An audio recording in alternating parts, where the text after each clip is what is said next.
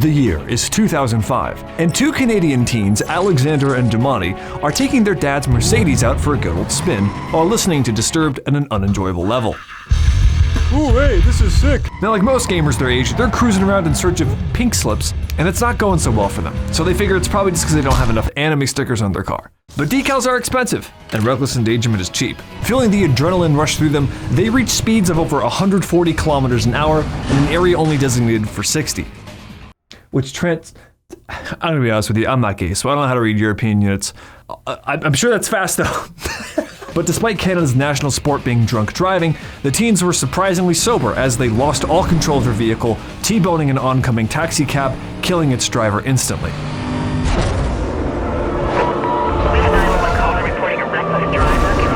Fellas, have you still got your foreskins? Hey guys, I'm in New York City just hanging out.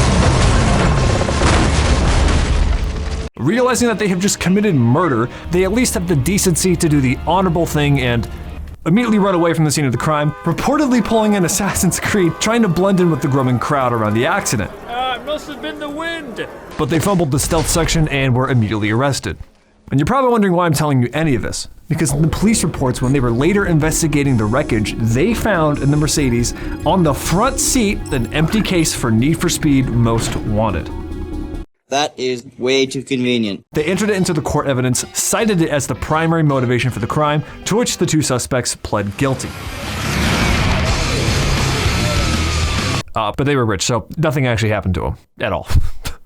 Now, word gets out, and parents do the first thing parents always do in stuff like this, and immediately blame the video game instead of the two who committed manslaughter, worried that this game, along with many others, are going to turn their kids into murderous beasts who are going to end up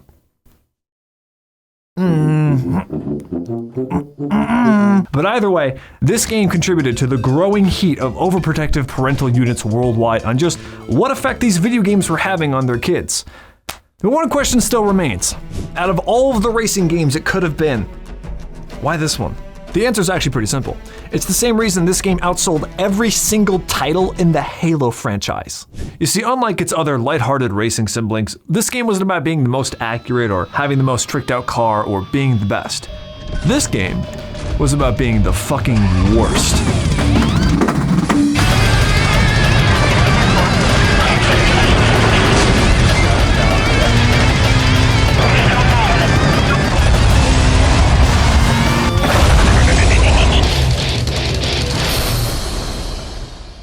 Need for Speed's back, bitch, and this time reckless endangerment is a checkbox, property damage is a score, gas stations are the twin towers to your jet plane as you become just as dangerous as every white girl who just got her driver's license. Thanks, Daddy, for the car. Oops. My bad.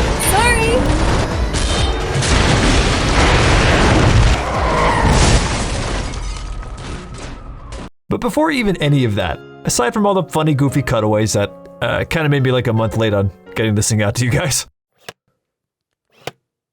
Oh, fuck. I am being dead serious when I say that this game's soundtrack was the reason my booger-eating, snot-nose wiping on my long-sleeve shirt, 10-year-old impressionable ass wanted to pursue a career in the music industry 15 years after the fact. And forever dressed like a douchebag. All because this game showed me that band when I was 10 and cemented some neurological connection that'll forever be 20% of my personality. Which probably makes no sense to any of you watching, so let me give this thing some context.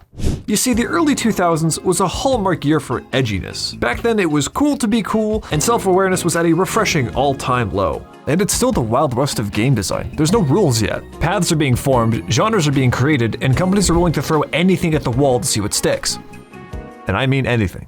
But oddly enough, it's also a time where we're seeing unprecedented expansion in graphical fidelity, and games are appearing far more visceral, and it's proving very effective with younger audiences. And if it's one company that's in touch with the youth, it's not the Catholic Church, it's EA.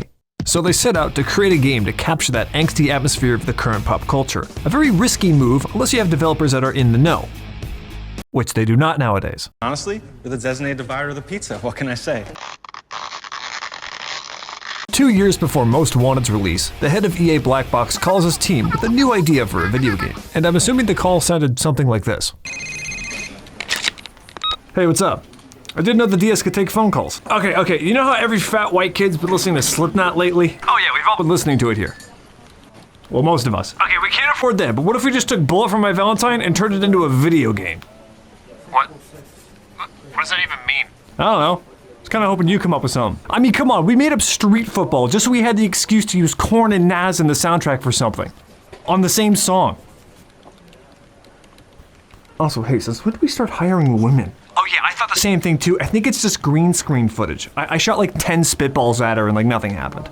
I mean, come on, it's 2003. Girls can't be gamers. I was ready to drive her out of the company too. Cars. We can do cars. Yeah, how about that? We'll just do cars, but make them badass. Oh shit. Fast forward a few months before the release of the game, and they've got a couple trailers to test the waters at E3. The waters were very receptive.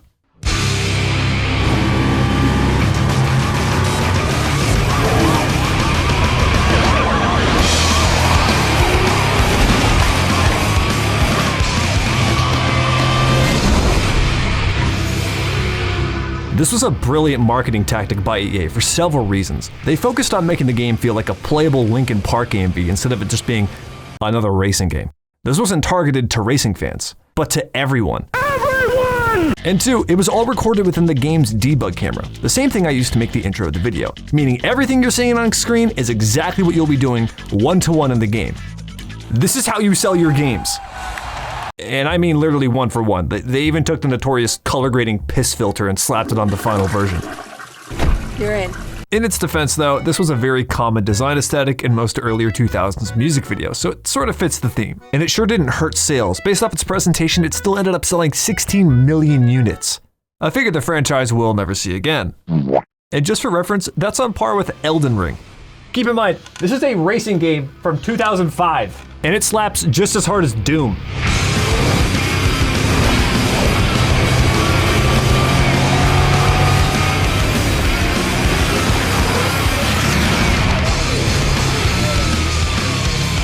If that didn't do anything for you, you gotta get your T levels checked. But one of the more notorious things this game did differently wasn't just the cops, or the piss filter, or the soundtrack, but it's their kind of bizarre obsession to focus on this little thing. See this ridiculous wing, the goofy side exhaust, the absolute barren interior? If you're a normal person and don't give a shit about cars, that's fine. You're probably looking at this thinking it's an average Craigslist BMW targeted for dude bros who want to impress their hot stepsister. But this is actually a real-life cheat made by BMW so they could weasel their way into the 24 Hours of Le Mans, a prestigious race where only manufacturers can race production road cars and engines. But BMW at the time knew that their dude bro stepsister impressing M3s were not going to make the cut. So guess what BMW did? They queued up some Vanoss, Kevin McLeod sneaky ass music, snuck their way into a facility, took one of their BMW M3s and gutted it, took everything out. And while no one was looking, just sort of tripped and accidentally custom built an entire racing V8 engine, transmission, exhaust just for this car. The exhaust doesn't even go under the car. It goes through the passenger side. That's how ridiculous this thing is.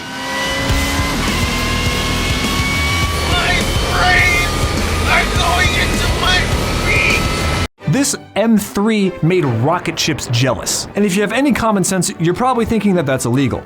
And every other car manufacturer said the same exact thing, complaining to the race officials that, what the fuck? And that has really ruffled the Porsche feathers. So BMW said, screw it, we're gonna make 10 of these things and sell them for $300,000 to label the car as a production car to take advantage of a loophole that would of course get patched out immediately the next year. But for this one, BMW was able to race and they slaughtered. They feel this car is not within the spirit of the regulations. Whatever the case may be, Frederick Ekblom used that power effectively yesterday to claim the pole position.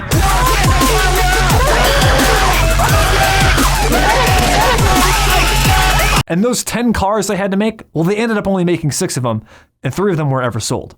And you play as the lucky fuck that gets one, and not the road car version. You get the race car version. Which is, by the way, very non-street legal, making it the perfect candidate to set this game's tone. Only problem being is you're not going to be the one who drives it for the rest of it because unlike any other racing game, this one's got a story. And this time, it's personal.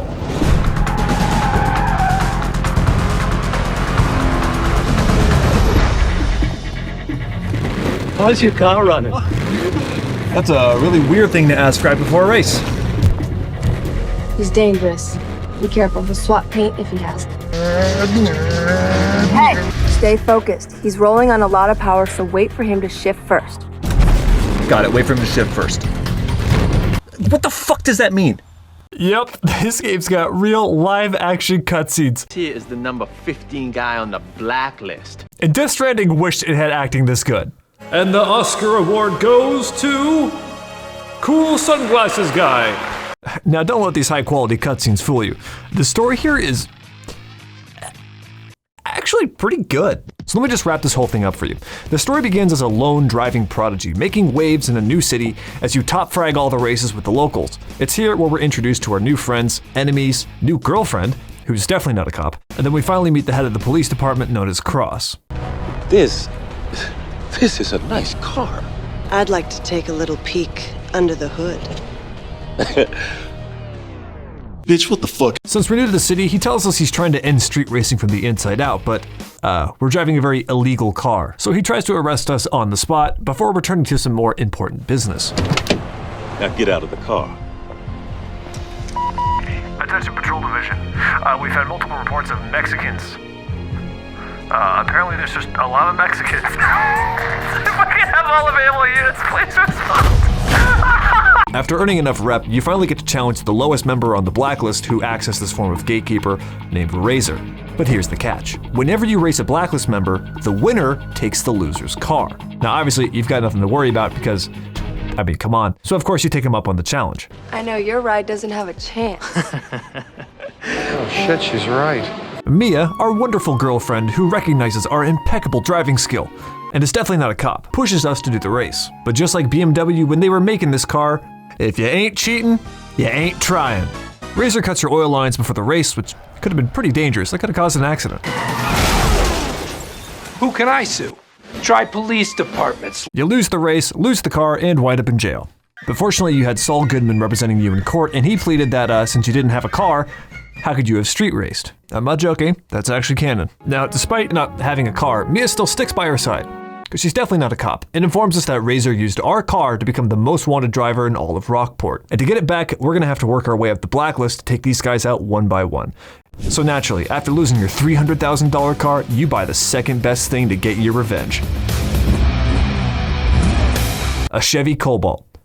Unless you're Asian, which you get the minivan. The best part of the whole thing is that the main character doesn't exist. You are the main character. And during the cutscenes, you got to do all of the racing. By playing the game instead of just watching it, it allows you to get a feel of that endgame performance before it inevitably gets ripped out from under you. Hey, there's something wrong with your ride. That's not the protagonist's car that was stolen, that's your car that was stolen. So if you don't get this back to me, I'm gonna tell Miss Matthews. Now, sure, these cutscenes are the most dated 2000s thing I have ever seen, but I will fight anyone that says they're not entertaining. I mean, come on, the way they take main characters and make them background characters is just heroic. And I don't even know if this was good CGI for 2005, so I'll write that one off. Its commitment to being over the top just sells it so well, as opposed to their latest attempts. Yep. Destroy those wheels. Bang limiter and shred those tires. Yes! I think you're ready for that. While these guys are all obnoxious and you want to punch them all in the face, that's the point. We're not here to like these guys, which makes defeating them all the more satisfying.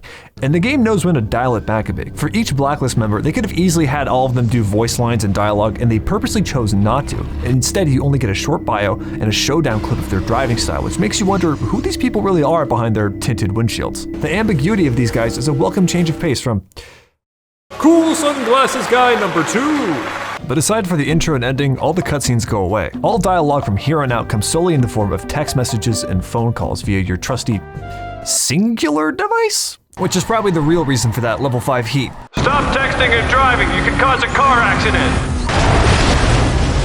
As we make our way up the blacklist, speaking of which, if you want to be on my own personal blacklist while supporting the channel, well, Patreon links are down below, where every dollar donated goes right back into me buying more Sharpie paint pens.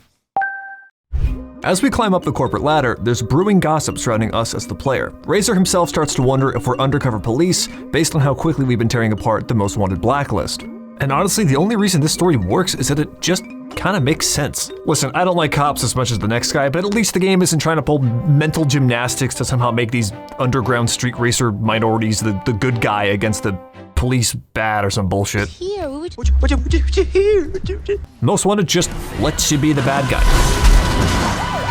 and turned your city into Detroit 2.0. Everything just kind of makes way more sense. Cross is just trying to keep his city safe. Racer's just a douche trying to get laid and make money through the underground street racing scene. Mia sticks by her side because she sees you're killing it and is making money doing side bets off of you, and is definitely not a cop. Fuck! But how's the gameplay, Liam? You balding motherfucker.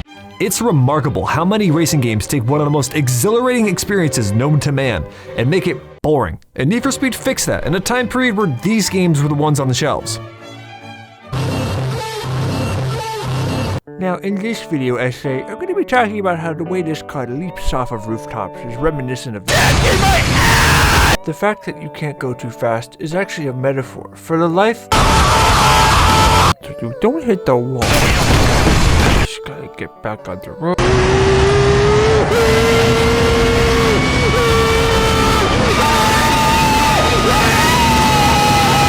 This game is fast. Like stupid fast. Which is crazy to think that they got that speed out of a GameCube. As well as every other console, including the DS?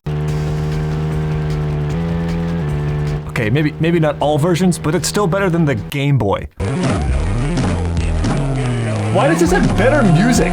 Okay, if you ignore those two versions, the speed in this game was unhinged. Combine that with the touchy handling of trying to navigate spike strips and roadblocks at 200 miles an hour is an adrenaline rush few games have managed to give. Even with the tightened up steering, the speed in the game was so difficult to handle that they had to introduce the speed breaker, which is absolutely vital to avoid spike strips and lets you play Wii Sports a bit more effectively. Nice, officer down! But then there's the actual racing portion of the game. And it's pretty boring. Honk shoe, go from point A to point B against a bunch of nameless, whacked NPC cars, rinse repeat, it's not that fun. And some of these take so fucking long. You have to complete a certain amount of these things for every single blacklist racer, but the game does let you choose which races to complete, the meta being you just pick the ones with the shortest routes, to get to the real reason people are playing this game.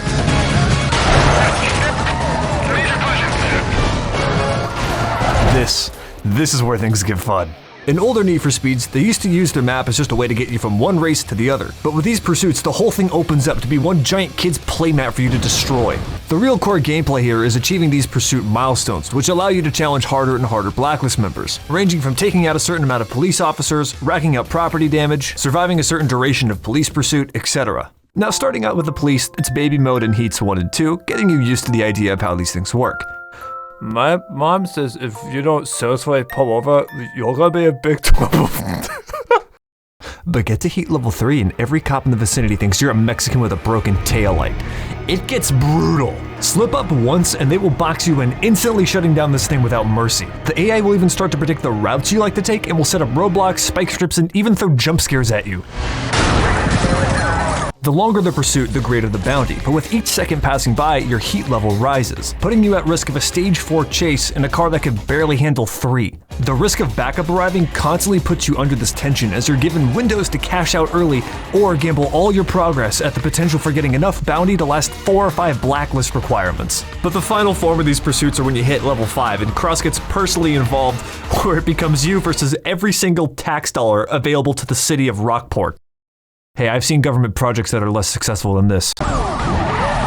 This shit just gets ridiculous. But even if you're outpaced, you're not without your own advantages. The open world gives you the advantage of picking your own routes, with a litany of destructive objects to KO the 5-0. Oncoming traffic can serve as makeshift roadblocks, hiding holds speed up cooldowns, cover areas can throw off helicopters, and Burger King. But most importantly, you have your police scanner, which is, I think, one of the best game mechanics ever since the Gears of War quick action reload. My screen shows multiple units closing. They're just a few miles out.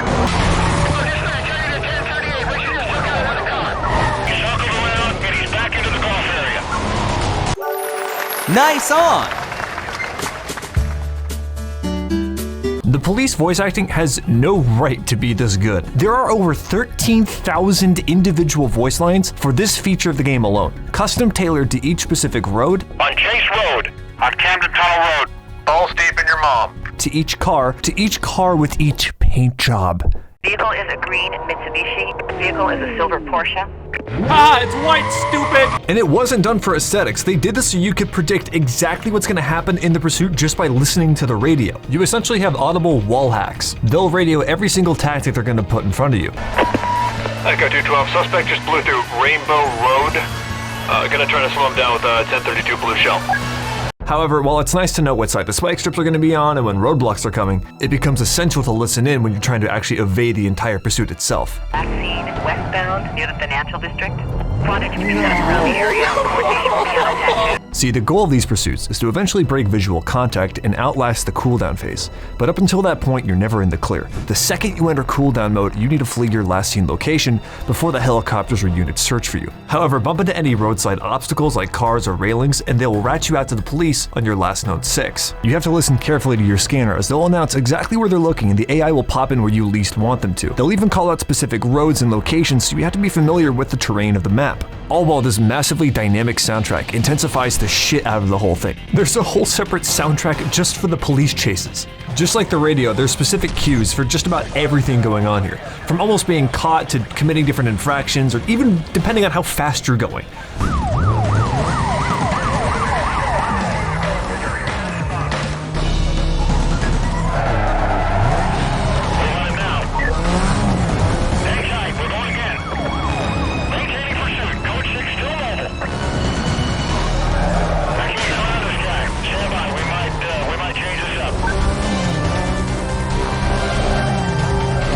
I swear, this game feels like I'm playing a movie, and it's a cross between Jason Bourne, Fast and Furious, and Spy Kids. It's so intense that and I rarely ever say this, but it causes the lean.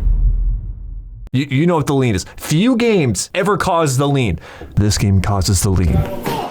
Because of what happens if you get caught. Get busted in a pursuit and you'll lose all the bounty and milestone progress you've made during it, and pay a comically small fine comparative to the damage you've been causing. But that's like whatever. The worst part is, you'll wind up with an impound strike against the car. Get 3 of these and your car goes bye-bye. You can eventually buy it back from the police, because they're retarded, but the money in this game is super stingy, and the time it takes to do the races to earn it all back, you're literally better off restarting the entire game's career. There are ways around it, and you can earn markers that make penalties less strict, but that comes at the opportunity cost of winning boss cars or certain unique performance upgrades you can't get anywhere else, which are way more valuable in this game. The meta here was always to just turn off the autosave, and if you get busted, just restart the console. But all the time you spent building up this pursuit will still get lost. And some of the races will force the police on you. And once it's over, you have to finish the pursuit. You don't get to magically save the game. So if you restart the console, you've got to not only redo the pursuit, but also the long-ass race that you didn't even want to do in the first place. You don't want to get caught. Technically, you can change the appearance of the car before a race that has police in it, which would lower the heat level. But I'm not going to sacrifice my drip just so I can lower my... Okay, that's actually pretty hard. But it takes forever to get that heat level back up to a point where it's substantial enough to even earn the bounty and milestones back, which wastes even more time because now you gotta wait for the heat to go back up and you're probably gonna accidentally outrun the cops in first gear anyway. Oh, come on! I'm not pulling away from Dick! I'm going the speed limit! I can't be any more conspicuous.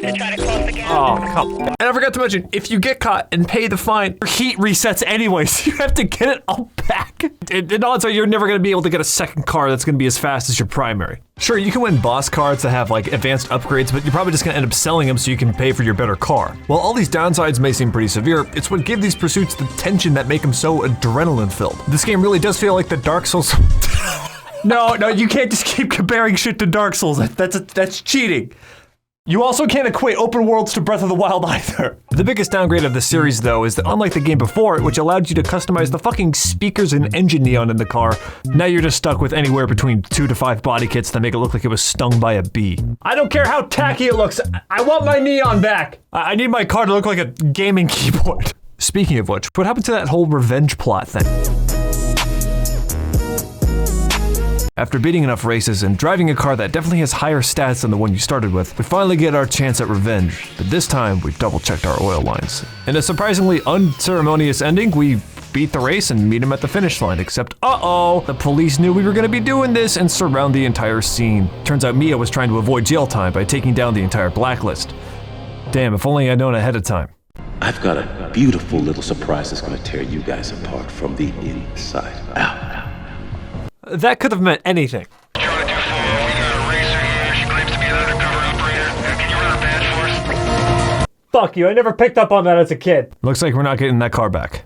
Unless... Where's the other guy? He got away. Despite being a traitorous she throws us our keys as Cross arrives on the scene. What? It's now time for one final pursuit, and this time it's heat level 6 with armored Corvettes. Why not? You've got to survive the hardest pursuit in the game as you finally get your BMW back in one of the most iconic scenes of Need for Speed history. I want every single unit after the guy. Everyone? It's now time to put everything you've learned to the test. Within 1 minute of racing, Cross personally calls you on your singular device. We've been able to pick up every blacklist racer thanks to you. And offers to wipe the slate clean if we turn ourselves in. I wish they had made this an alternate ending, but instead if you get busted, you just restart the pursuit from the beginning. You have to beat it. But after about 5 minutes, you'll notice that something's different, and it's not the armored Corvettes. It's impossible to enter cooldown mode, at least until we get a call from Mia. It's Mia. Look, don't hang up. What's that? Oh, I'm sorry. You've reached the voicemail of a guy who doesn't give a shit. Listen, we'll do the couples therapy thing after. Informing us that the safe houses are no longer safe as Cross knew about them the entire time. We only have one option for escape. Earlier in the game, you may have noticed one section of the map seemed a bit peculiar, and that is the one road that was blocked off by construction equipment the entire time. But apparently it's all cleared, and there's an unfinished bridge that leads out of town. Our car is just fast enough to make the jump, and that's our only means of escape. Honestly, the hardest part about this whole thing is getting to the location itself, as the map won't allow the GPS to track it. I like to think of this as the game's way of testing you on how well you know the roads, but you can just use the mini-map. After slamming into about 10,000 rhinos, we finally make our way to the bridge in which we jump over it, and a bunch of cops just fucking die. In one final scene, we see our rap sheet being edited by Cross, as he changes our federal wanted level from outside of Rockport to being nationwide. And then the game just cuts to this weird, like, congrats screen, which completely ruins the tone of what was going on here, but whatever. But where the game ends, the mods begin. Since this whole shebang was released in 2005, you're basically just a notepad file and a whatever this thing is, to turning this game into whatever the hell you want it to be. And I personally think this game is twice as fun with unlimited nitrous. I will die on that hill. Hell, with one file, you can even make the game run on a 32:9 monitor with zero problems. Most games can't even figure out how to play 16:9 on this thing. The best mod, though, allows for even crazier police pursuits up to heat level 10, with each heat adding way more intensity, car speed, and a bunch of custom options that make the game just way more fun and replayable. Oh, hey, it's Cross. Oh, you're all Cross. Since then, Need for Speed tried to do a remake of the game, it was the most soulless cash grab I've ever seen. They just slapped on the label and then just made something that had nothing to do with the original. It had none of the aesthetic, charm, story, none of it. What is this like Bollywood? Shut up, bitch! Now, does this game stack up to anything in 2022? Yeah, actually, I think it does. This is one of like the only games I have ever tried to get gameplay footage of while I'm editing it, and then I forget I'm trying to record something, and I end up just playing the game. That never happens. And since you can't buy it anywhere, I think it's a pretty good bargain on Google Drive. This is a game I think a lot of people would enjoy experiencing, because this game was fucking pissed, and few games have managed to capture that feeling of teenaged angst, like hitting the nitrous button to the drop of Skinny Man.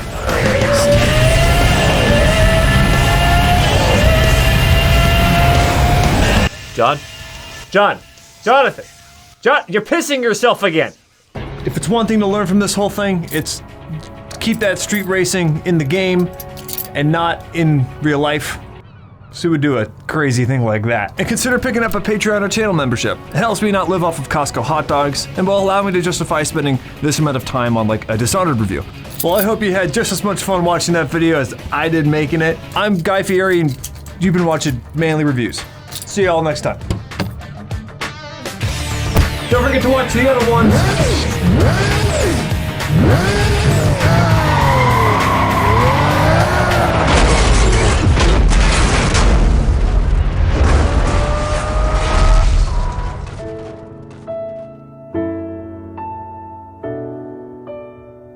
You're in.